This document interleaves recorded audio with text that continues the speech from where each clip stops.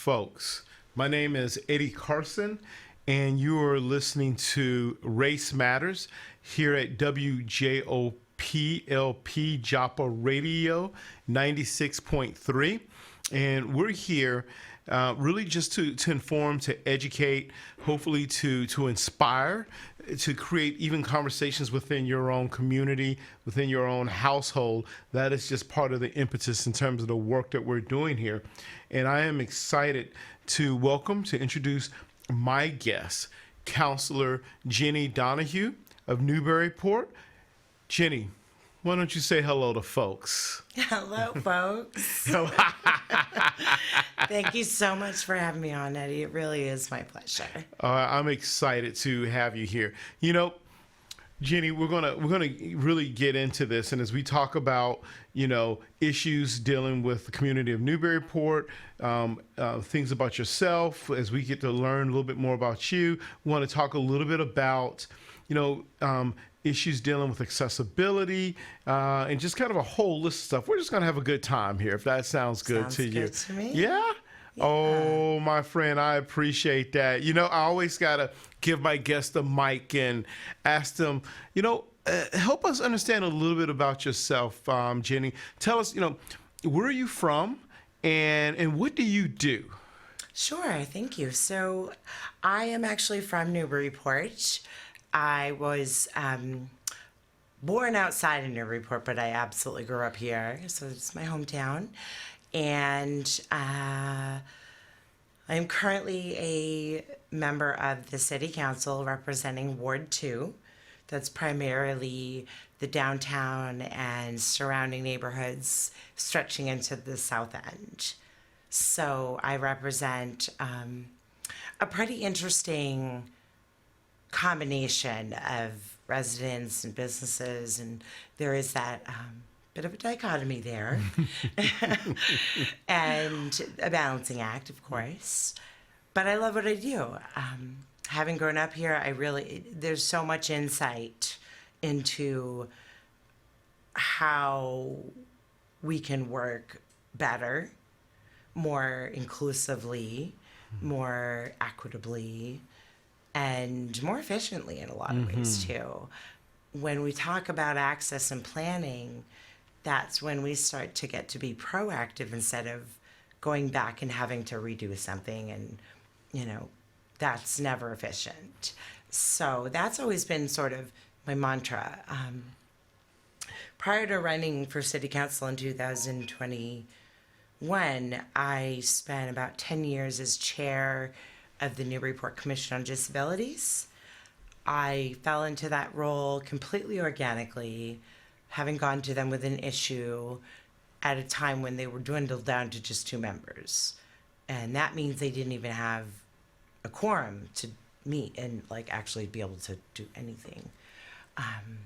So basically they heard me out, but then they just asked me if I'd be willing to join. So I certainly couldn't say no. Oh, absolutely. I really needed the help. Well, trust me, I'm allergic to no. I need to do better at that, but I'm glad that you said yes. Yes, and it really was just, it was a no-brainer.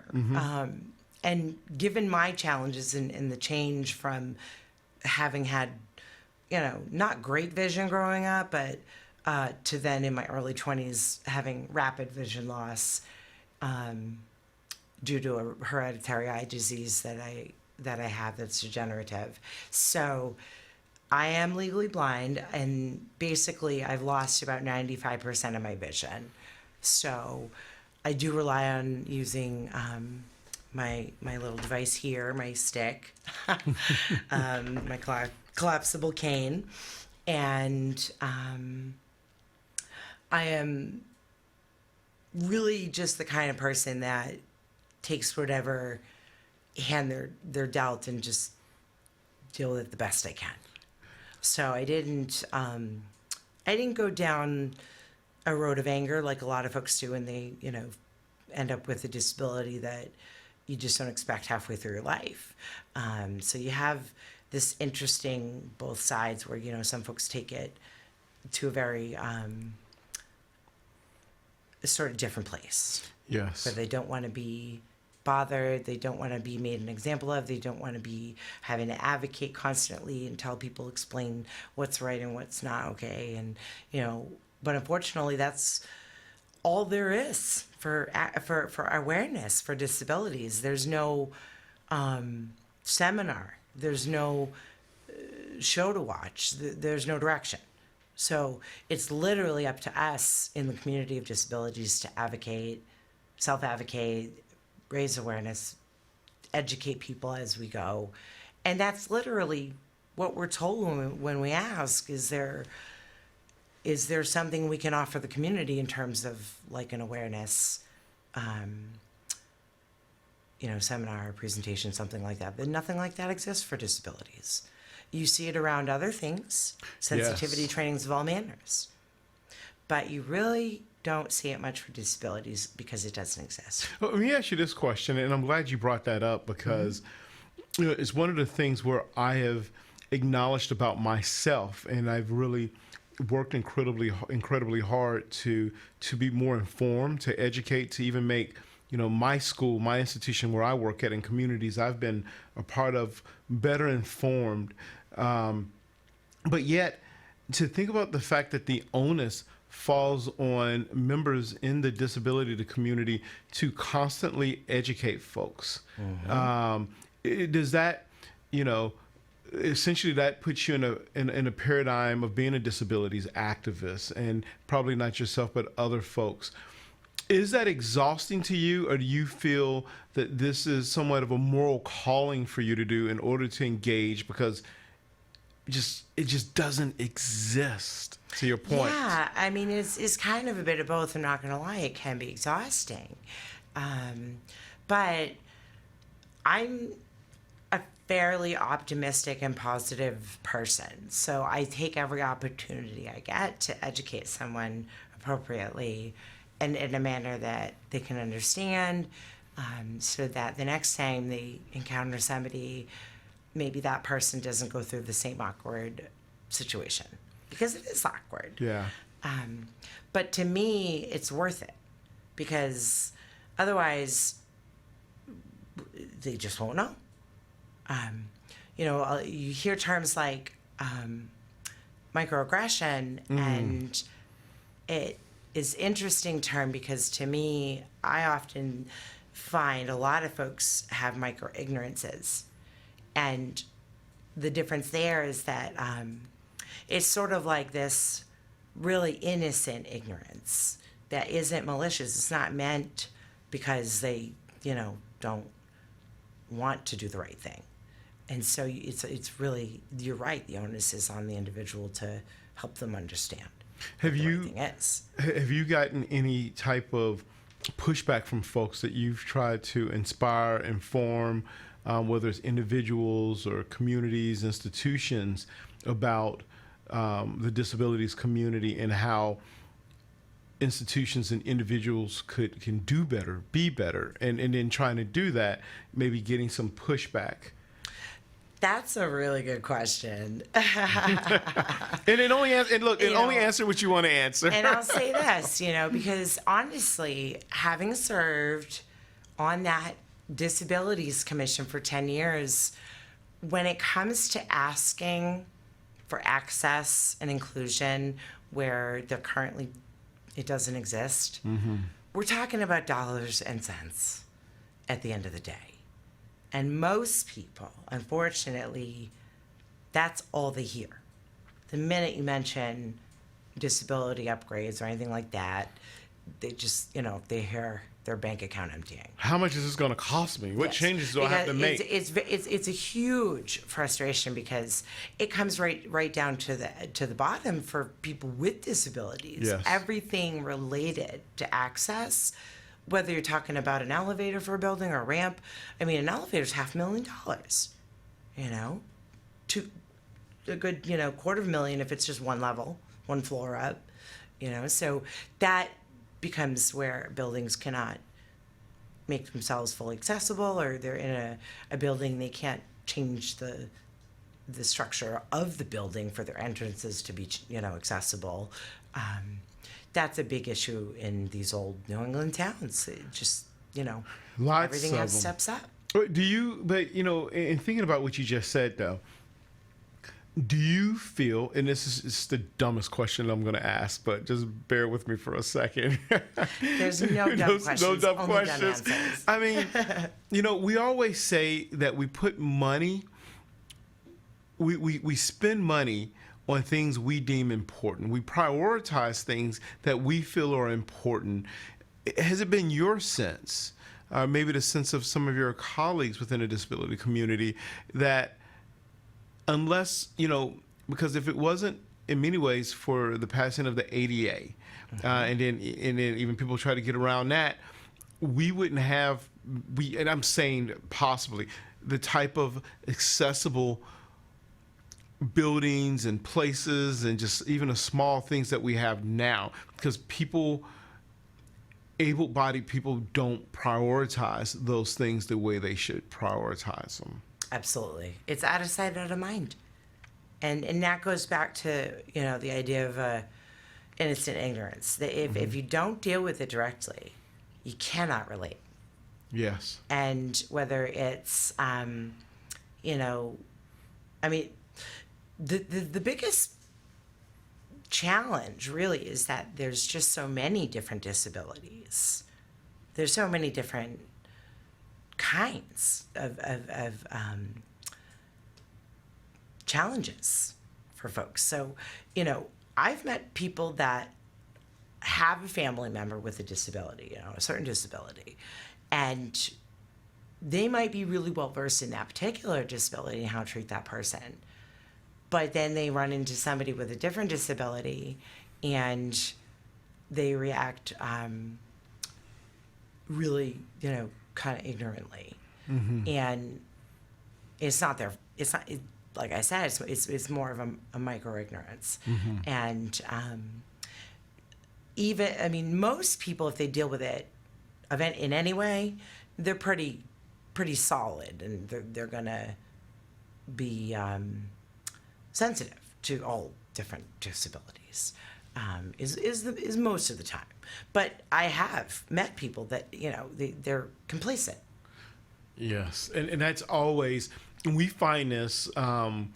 We think about all kind of communities, whether it's dealing with folks who are ignorant when it comes to various levels and the challenges, folks who have different levels of disabilities, whether it's dealing with people of color, queer folks, we can go on and on and on.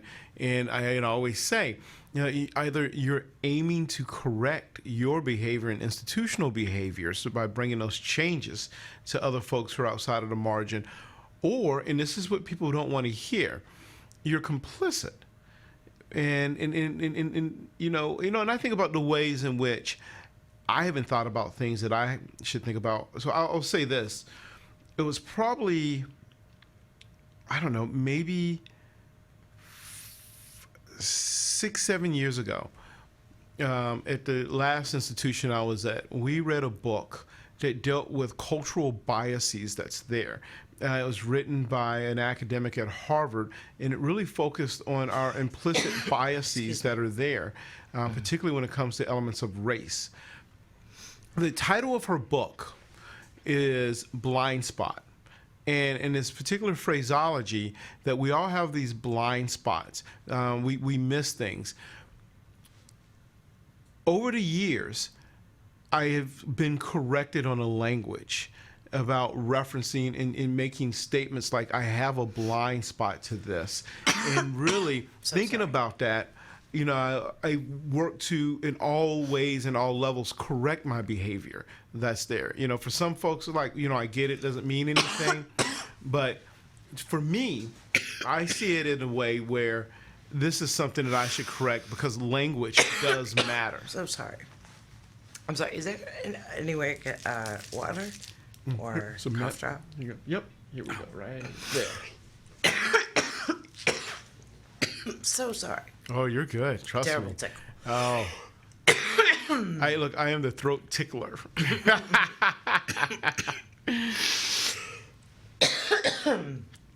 I should have brought a water and I didn't.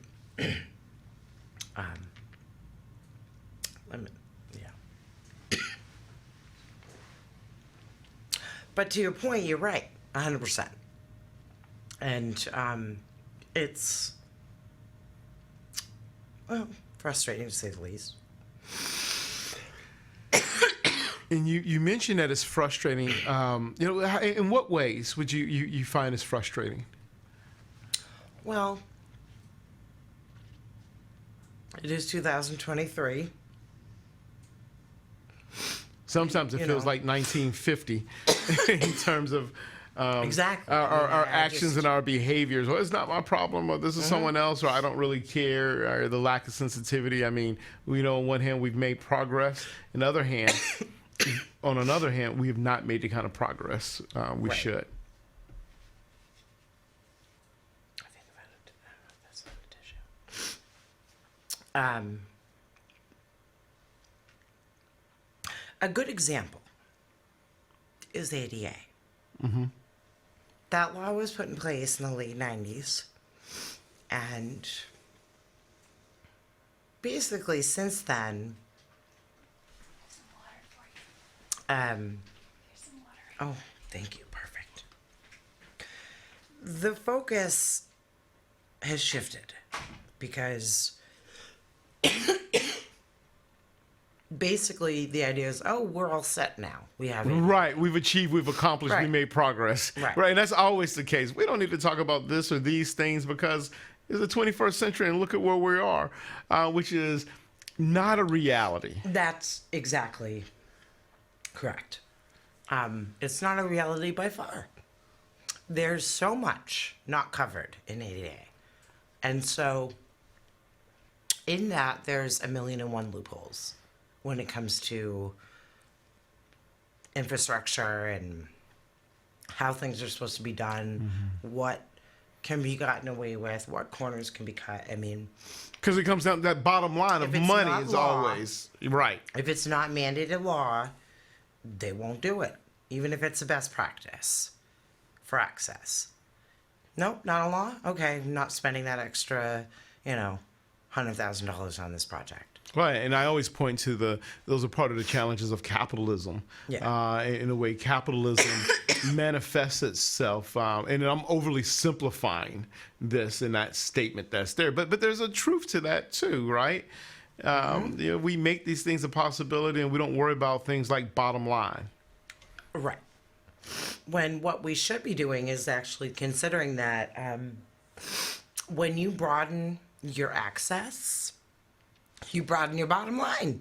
Absolutely. It's just, that's what happens as you allow more people access into your business and you're going to make more money. So it should be a no-brainer. But getting, businesses, landlords, developers, whatever, to want to make that investment on their own and trust that the long-term payback will be there, very few take that chance. Yes. Have you, in throughout your life, and it's a bit of a personal question, but have you, experienced hurtful things such as discriminatorial practices because of your own disability? Well, my disability is unique in that it's been such a slow progression. So I didn't, for instance, have mobility training in a cane until I was about maybe 30 years old. And I can't say that I've experienced much discrimination because of having a cane, but I have certainly been subject to, a lot of assumptions that aren't accurate. Reactions from people in public are often, a little jarring. Of course, I can't see them, but when it's told to me by my husband or whoever's with me, it's unnerving. I mean, people will sort of see me coming and react like I'm an alien, like I have 10 heads or something. So, it's sort of like, well, there is a palpable difference when you're in the States versus other countries. Europe, for instance, they are infinitely further ahead of us. So when it comes to, European countries, European states are more advanced on this than we are. Okay, Absolutely. So I didn't know that. And I was in Yep. Europe this summer, and and I always try to pay attention to those things. But that's good to know. Yeah, I mean, for instance, when the one time I was there and I had my cane, not one person stared at me. No one did anything more than glance and then act appropriately. If they were in my way, they'd step aside, you know? But no one, like, dove out of the way like I was a bomb about to explode, grabbed their kids like I was going to rob them. Like, I mean, the reactions of people are like, Oh, off air, we're know? gonna have to share some stories about people thinking you're a bum when you get Yeah, close really. and everything and the way they react. And it's just because they don't know. It's like, you'd be surprised how many folks just have never come in contact with a blind person or, different disabilities. And then the way they react is very usually inappropriate, not on purpose. Like I said, it's that micro ignorance. But, the difference, in my experience has been like if I'm in Boston or something like that, or even around here, in my hometown, you get a lot of looks, a lot of stares, a lot of, attention drawn to you. And they don't do that in a lot of the European countries because that's where things like the white tip cane were invented. Way before we had anything like that, and it just the attitude is different. Like the mentality of the people is just noticeably different. That's something I can't pinpoint why. Right.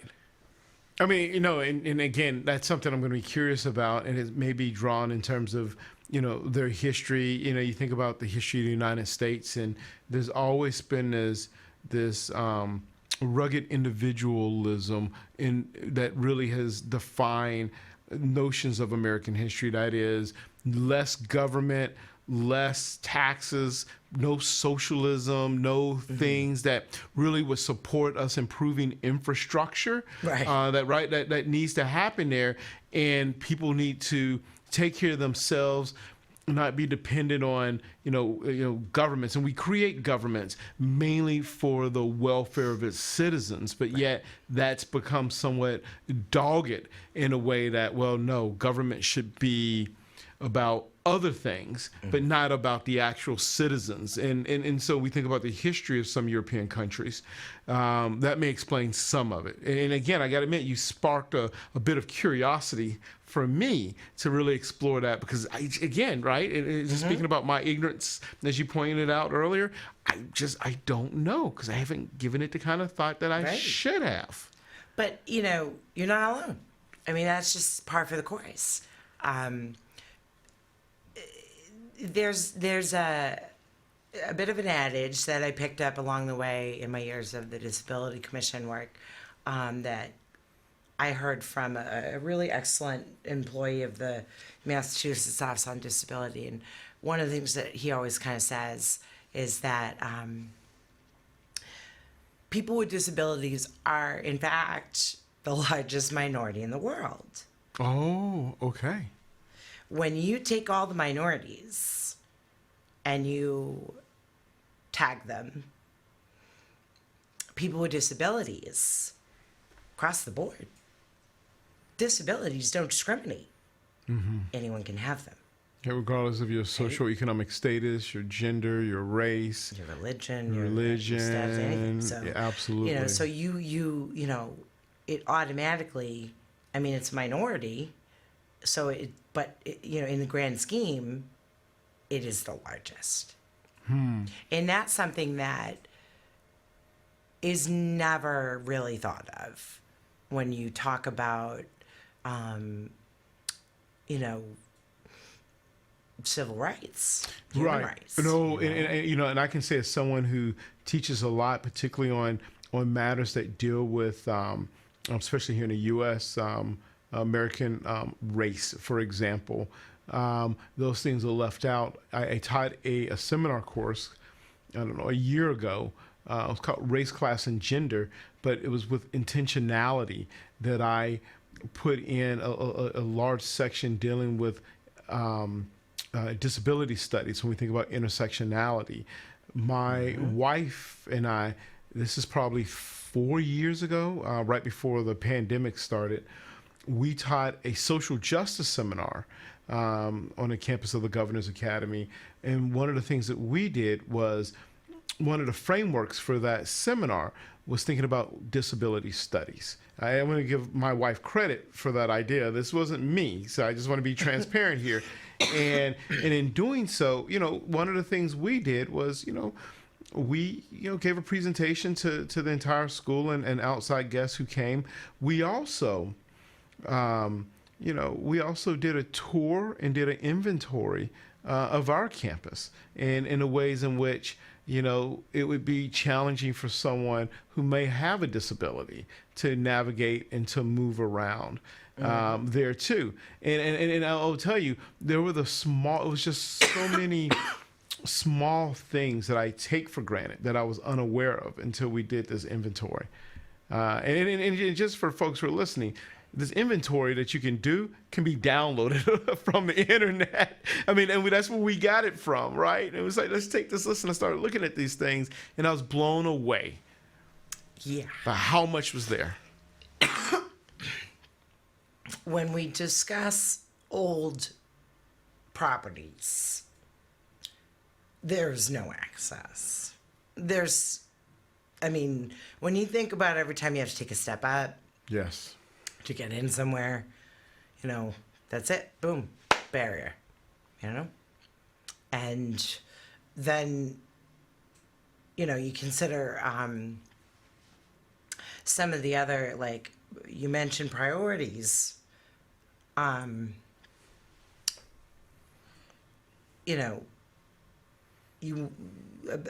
place like the Academy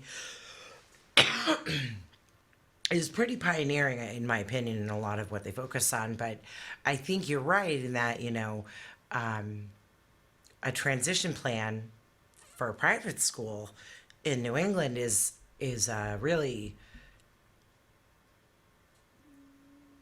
like commendable thing to do, because it's not required, but I understand, the priorities sometimes get a little skewed, and that happens everywhere. Oh, absolutely. But when you, I recently was dealing with access, an issue of access. I had to connect a couple folks with our local hospital, Ann-Jakes Hospital. They there was some issues with access with our ramps. So we had our city's ADA coordinator go over there and take a look, and he kind of reached out to the right people and got things in order. But that doesn't exist for private entities, So it's when it comes to religious institutions or private education institutions, that's a lot of properties that are not under any scrutiny for access, really. Right, not government buildings and everything. And, and speaking of, government institutions and all of that, so you have quite a campaign going right now. That's there. Share that. Tell us about that a little bit more. I want to learn a little bit more. Tell us about about your goals, your ambitions, what do you see yourself accomplishing in that role? Yeah. So I decided to run for city council in 21 because I felt that I could take my perspective and my sort of unique experience and voice of who I sort of would consider myself to represent in this community, to the council, to the next level, to be able to do more, to be more proactive when it's decision making, when we're planning, when we're talking about infrastructure plans and projects and priorities and spending. That really got me motivated to want to do more. So now I am in a race, and I am on my toes, which is something that was not the case last time around. But I can say that I'm not doing anything differently than I did before, because I did everything before that you would do if you were in a race. Absolutely. I did go out and knock on over 1,000 doors when there was no one else running against me. So, Because you want to educate, you want I people to wanted know to who introduce you myself are. to people. Absolutely. So I did that. I plan on doing that again, And this time around, I get to talk about things that I've actually worked on and have sort of championed. So some of that stuff is not quite done. For instance, we're still working on finding not finding, but securing, I should say, securing a home for Newburyport Youth Services, which is a phenomenal organization in the city that I cannot speak highly enough about in terms of the difference it makes for the youth in the community versus how it was 20, 30 years ago before we had MYS. They are so vital to the success of our youth and keeping them engaged in positive ways. They absolutely deserve a proper home. So for those that follow the Newburyport local sort of political landscape, that's been a hot topic issue for a while. And I would really like that to come to a close by the end of my first term. And if not, I will continue to champion for it in my next term. Secondly, right now, we are trying to button up a few big projects in my ward. One that I am very excited about is the Bartlett Mall. Now, the Bartlett Mall has a truly intense historical significance for the city. It is the most historical park in the city. It is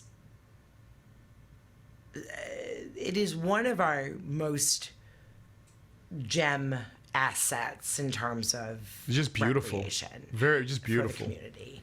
The history is very deep. The design, from the original design to the designer of the courthouse. I mean, it's all very much part of Newburyport's history. And restoring that frog pond to a usable pond that's not a cesspool, because it is, to put it mildly, I mean, you can't. No, I think I know what you're talking about. Well, I shudder when I see folks let their dogs go in that water. Like, people get, sick from, a drop of that water. So they finally solved the problem. The engineers finally, really actually came up with a proper solution for the first time in its history. The city has not had a solution to that problem since it was built in the 1800s. So we finally have that before us. It's actually right about to come into council for a vote for approval on the plan. And I'm very excited. I'm hopeful that we have the votes. We should. We did already approve the spending, the CPA spending, last spring. So that should get buttoned up. I expect to happen in the next few months, and that's going to be a project that we can start seeing the shovel ready, hopefully this fall. Oh, that's soon. Yes. Oh, wow. Now that is soon. that project has been quite some time in the making, but it not only is going to restore the health of the frog pond in terms of the water health and life, but it's also renovating the small little playground in the upper west corner of the park on High Street. Now, what's significant about that, my friend, is it will be the first all-inclusive playground in the city. That is interesting. Specifically designed with full access in mind. All the equipment is accessible and has elements of different, for different abilities. So the structure itself, the play structure, will have elements that will appeal to all the different abilities of children across the board.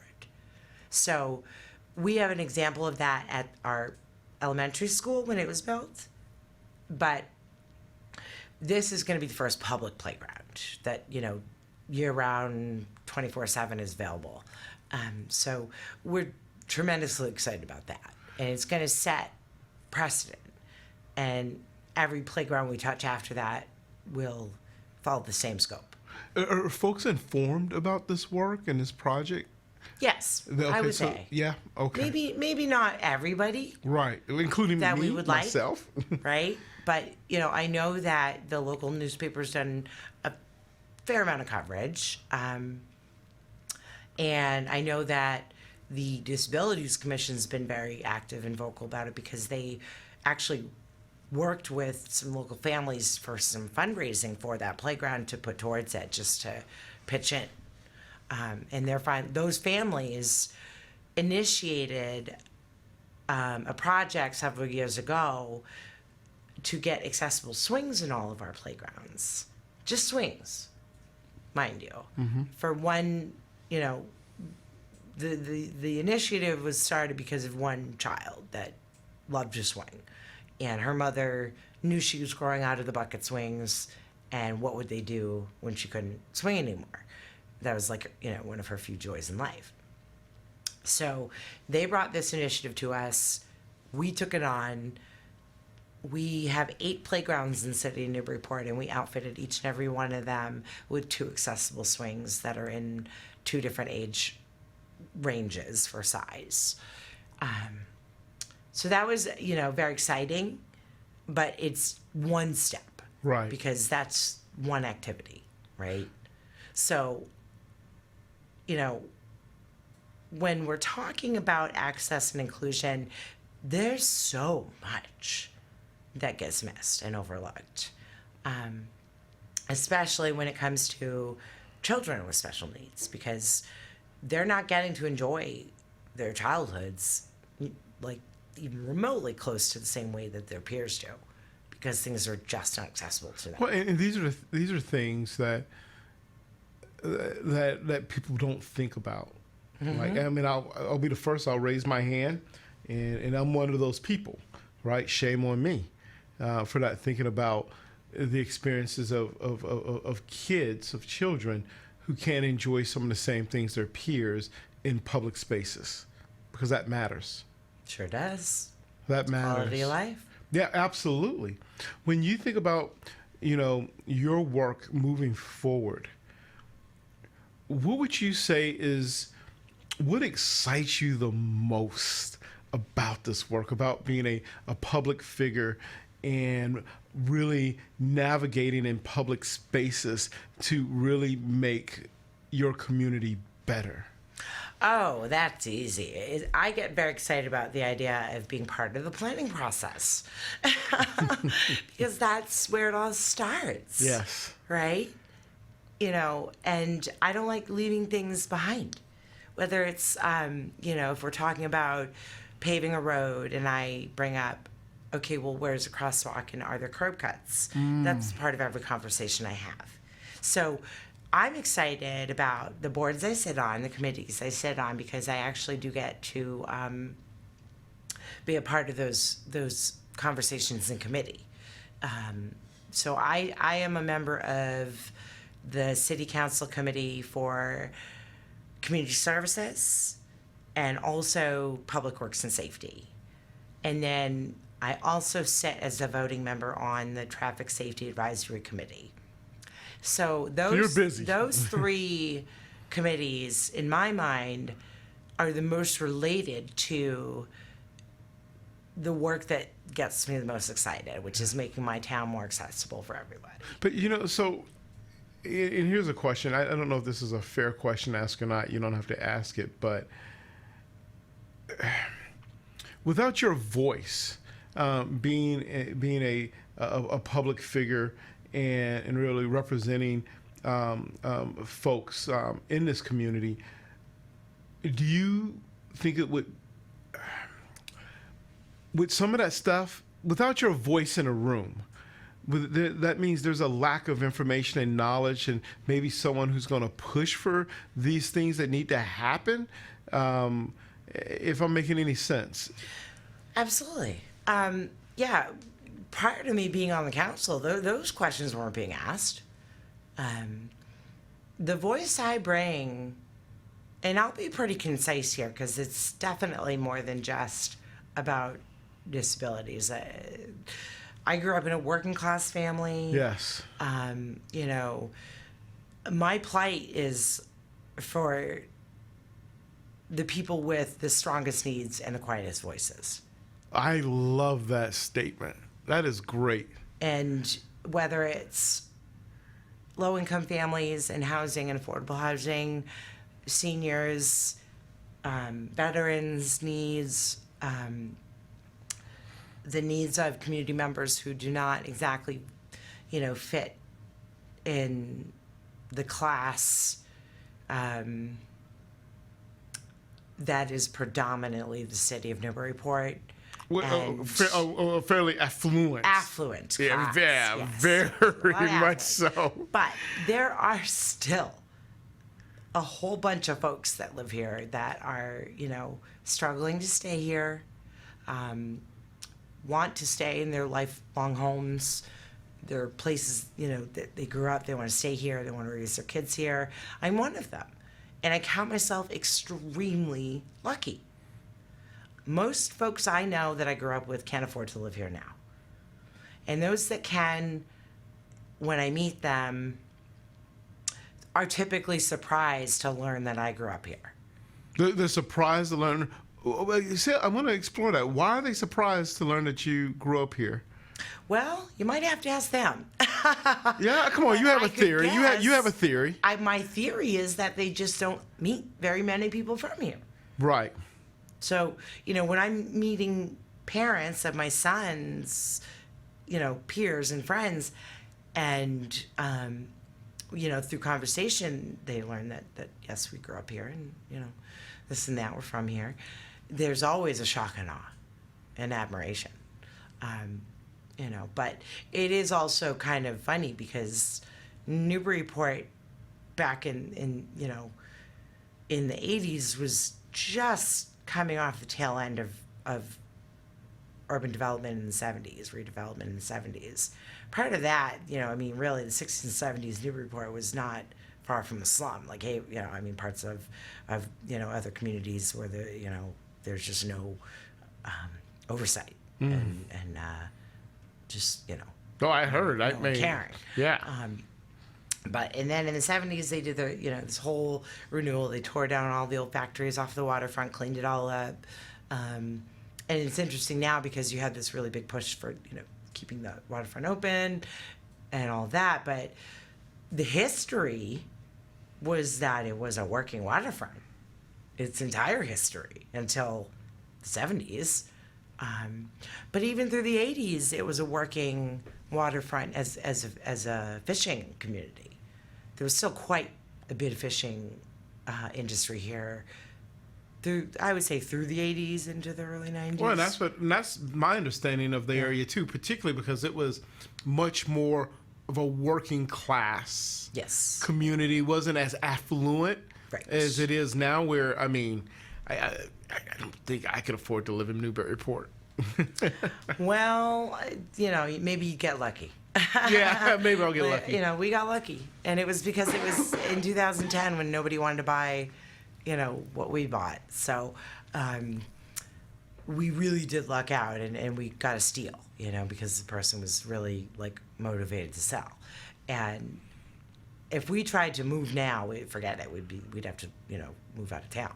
So. Which is happening to some folks, as you mentioned earlier. Yeah. Oh, yeah. Do you think there's and this topic has come up on this show before, and and I don't remember exactly the solutions and I don't know if there is a solution, but do you think there is a solution to the unbelievable cost of living. I mean, not, and this is a Massachusetts issue. This is a Boston issue.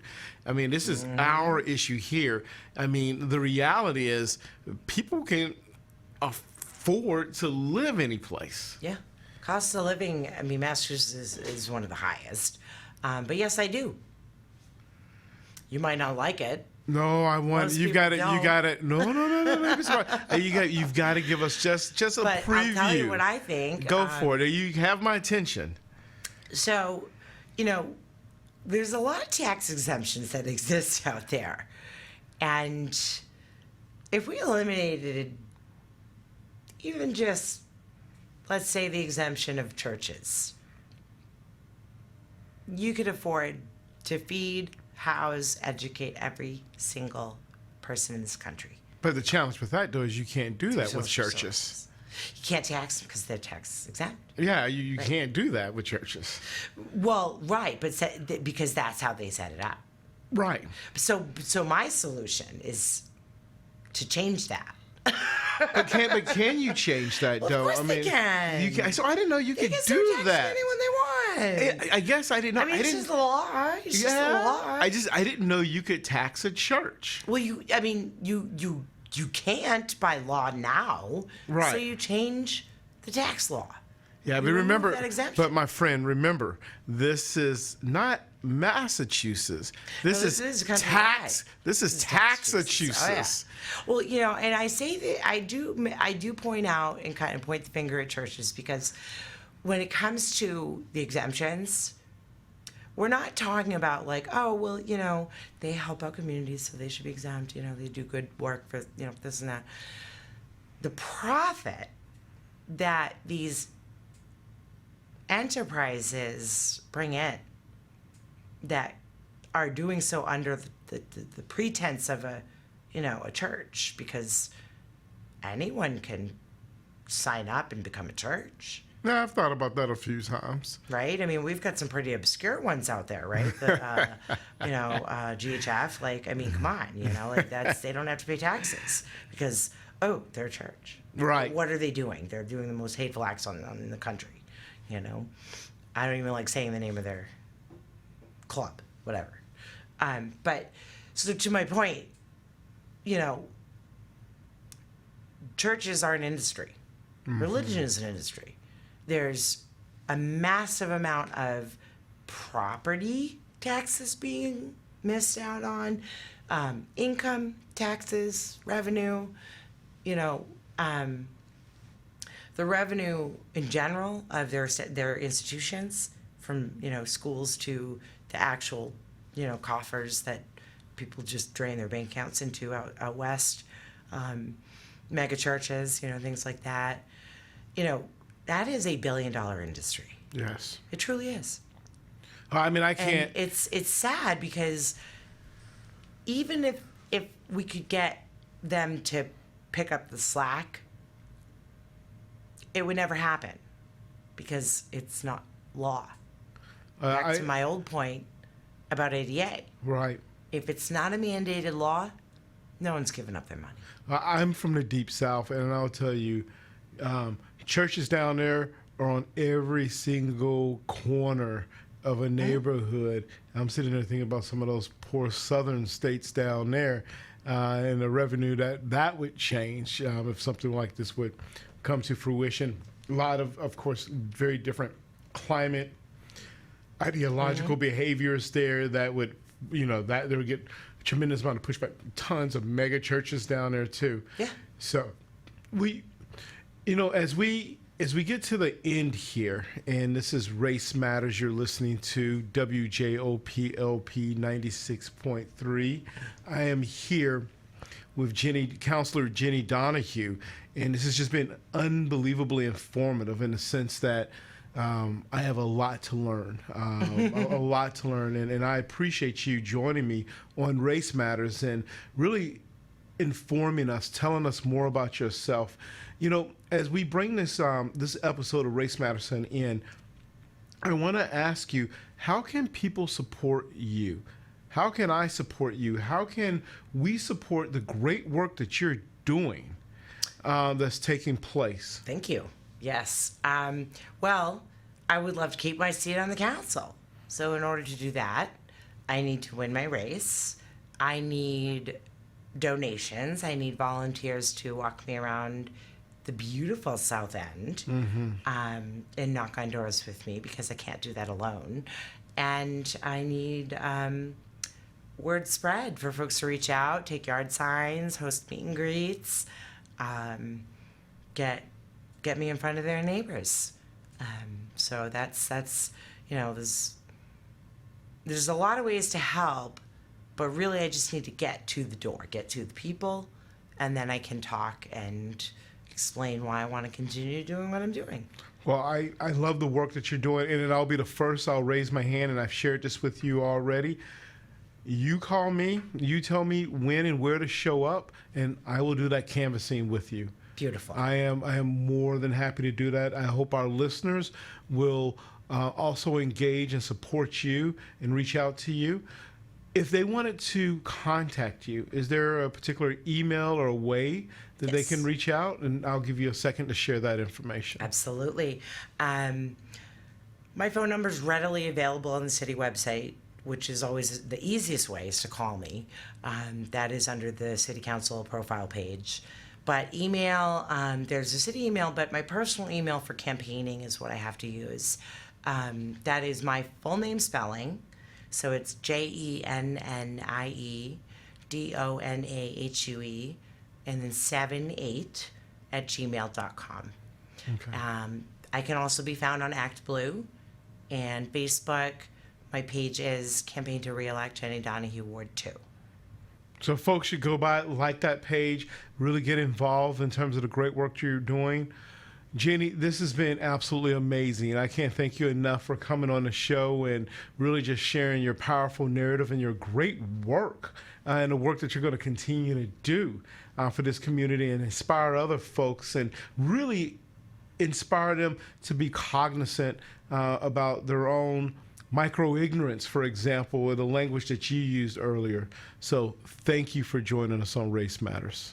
Thank you for having me. Absolutely, my friend. Thank you, folks, for listening to this episode of Race Matters. I'm Eddie Carson. This is WJOPLP, Joppa Radio 96.3. I hope you have a good evening and be well.